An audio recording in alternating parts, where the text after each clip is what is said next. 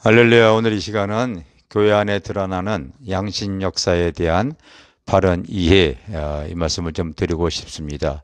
여러분, 우리 주변에 신앙생활을 같이 하면서도 그 교회 안에 저 영적으로 좀 흐리신 분들이 있죠.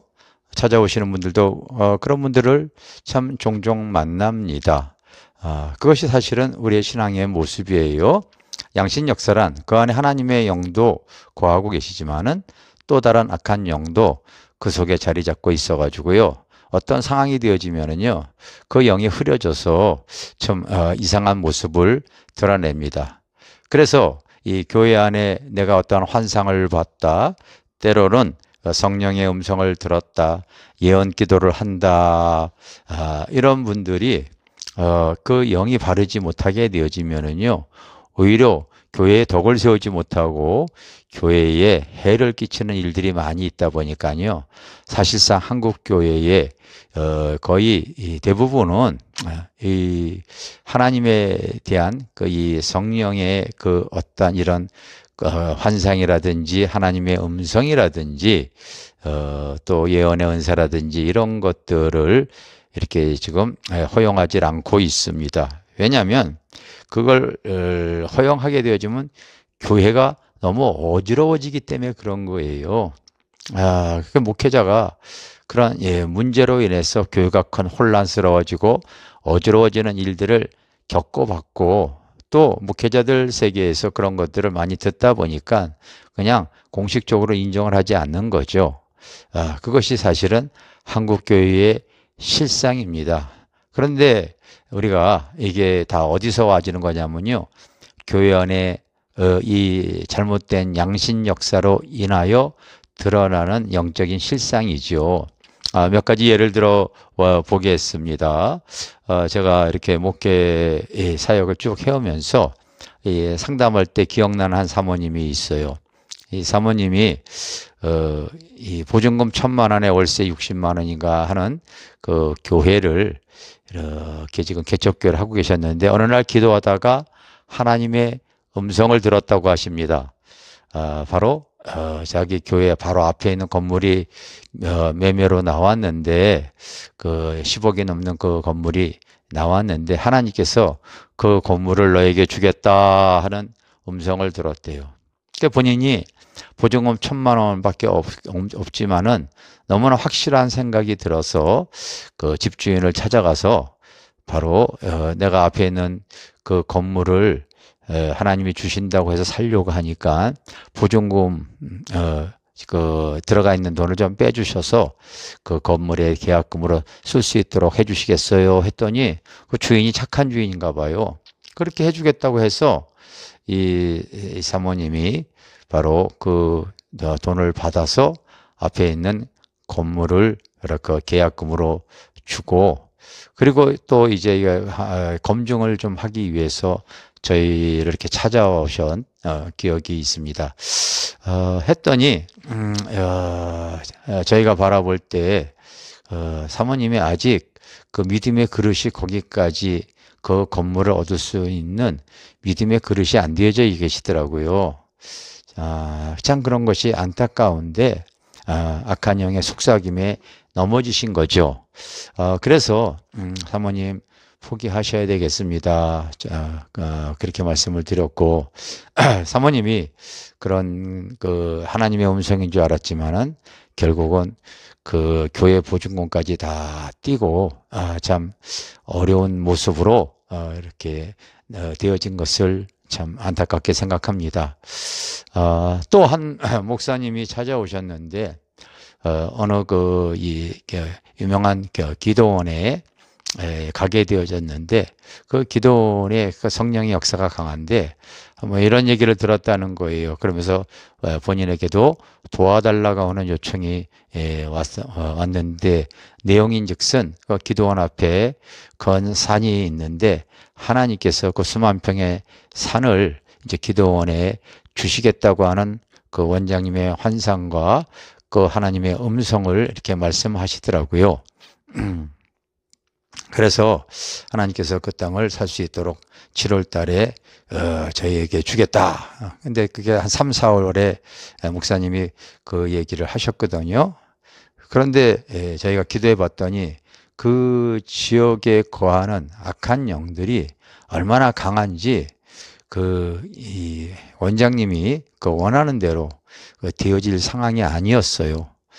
그래서 목사님 도와주시더라도 지금 하지 마시고 7월 달까지 틀림없이 주신다고 그런 하나님의 음성을 들었으니까 그때까지 좀 기다려 보시죠. 저희가 볼 때는 그게 좀 어려울 것 같습니다. 이렇게 상담을 해드렸죠. 그런데 나중에 알고 봤더니 그 땅이 그 지역의 그 유명한 존중 땅이었어요. 그러니 존중 사람들의 다 동의가 필요한 땅이기에 쉬운 게 아니죠. 오랫동안 그 땅에서 조상 제사로 인해서요, 귀신들이 그곳에서 바로 이렇게 이 경배를 받고 오랫동안 그 땅을 통하여서 자리 잡고 있던 그 강한 바로 우상의 그 세력들이 붙잡고 있는 땅이다 보니까요, 어지간한 영적인 실상으로 깨트리기가 어려운 땅이었기에 결국은 그 땅도 이 시간이 지나고 나니까 실상이 드러나고 얻지 못하게 되어지고, 그것은 뭐 계속 지금까지도 그런 상황이 되어지고, 그러한 그 상황을 통하여서 또 기도원이 많이 약해져 버리는 일들을 발견해냅니다. 내가 화곡동에서 목회할 때 한 이 집사님이 이렇게 등록을 하셨어요. 그런데 이 집사님이 조금 영적으로 흐린 거예요. 양신 역사가 있는 게 눈에 보입니다. 예를 들어서 그가 예배 시간에 이렇게 찬양을 하게 되어지면 그분은 옆에서 다른 분들이 얘기해요. 그 새로 등록하신 집사님이요, 찬양할 때 같은 찬양 부르지 않고 세상 노래 부르는 것 같아요. 금방 여러분 티가 나죠? 저녁에 우리가 기도회가 있습니다. 기도회가 이렇게 있을 때 그분이 기도하러 올 때 이상하게 그분은 저녁에 선글라스를 끼고 와요. 여러분, 선글라스는 밝은 햇볕을 가리기 위해서, 눈을 보호하기 위해서 쓰는 게 선글라스 아니겠습니까? 뭔가가 영적으로 이상한 모습이 드러나지요. 이게 다 보면은 보이지 않는 악한 영이 그 속에 지금 아직 해결되어지지 않기 때문에 일어나는 문제입니다. 그분은 나중에 그 동네에 그 기독교 서점에 있는 사장님을 통하여 들었는데, 그분이 그 화곡동에 있는 교회 7군데 정도를 돌아다니면서 많은 교회들을 초토화시켰다고 그러더라고요. 그게 이제 양신 역사가 교회를 회파하기 위해서 그렇게 다니시는 분들도 있고, 참 이 별의별 분들이 많아요.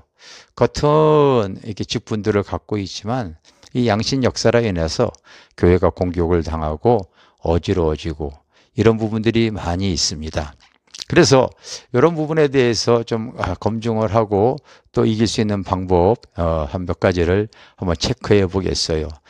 우리가 디모데후서 2장 10절인가 이렇게 보게 되어지면요, 2장 20절이죠. 20절에 보면은 바로 큰 집에는 바로 금그릇도 있고 은그릇도 있고 나무그릇, 질그릇 다 있다고 얘기하죠.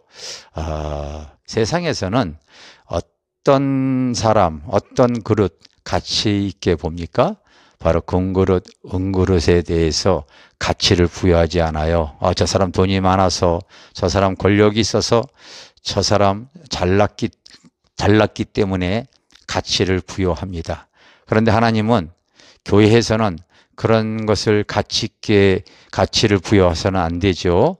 하나님은 어떤 사람을 가치 있게 여기냐면요, 깨끗한 그릇, 순결한 그릇을 하나님께서 가치 있게 여기시는 줄 믿습니다. 말씀과 기도로 거룩해지는 겁니다.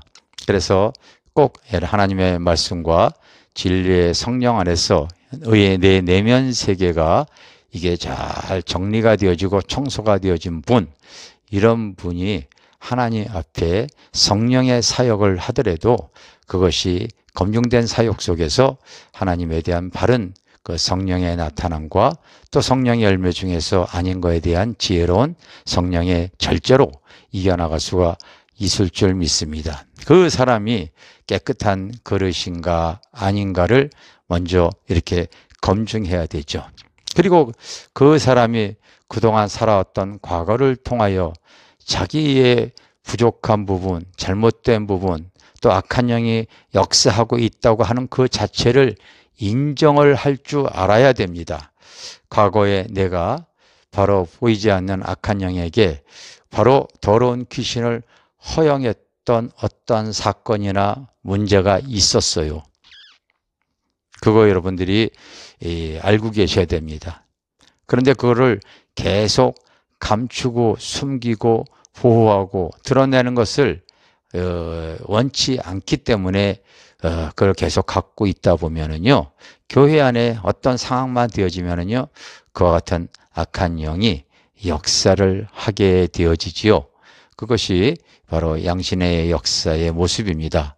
그래서 실제적으로 내가 과거에 어떤 음란의 중독에 빠져 있었다나 아니면은 순간순간 남의 것을 많이 빼앗는 도둑질하는 짓을 많이 했거나 의 어둠에 잡혀 있었던 삶, 이런 삶들이 분명 있었습니다.